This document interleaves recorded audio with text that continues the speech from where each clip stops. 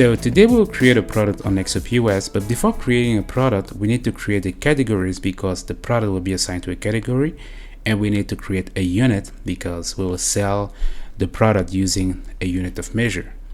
So let's go ahead and create a category. We will create a phone that we will sell. So I'll create a category that will be named smartphone.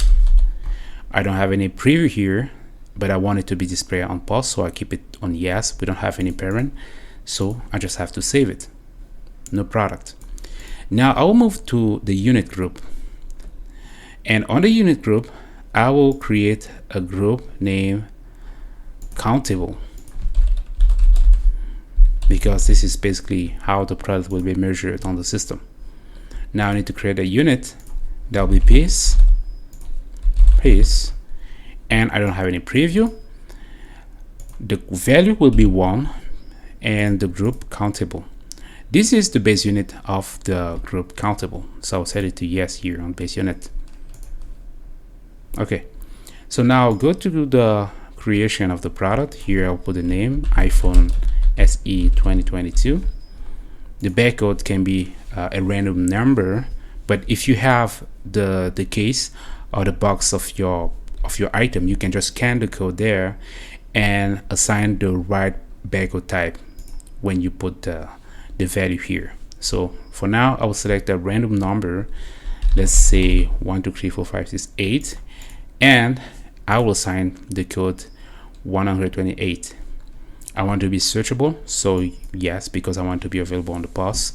I want to select the category smartphone. It's a materialized product.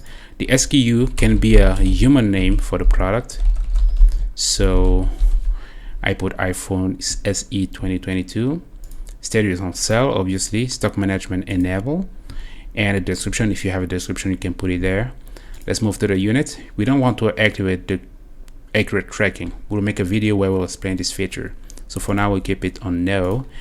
Unit group countable, and now we will assign the piece because we want to sell it on piece. If we have a different unit, it might be a box where we have, let's say, 10 pieces, etc. So for now we'll keep it on piece, and the sale price will be $440.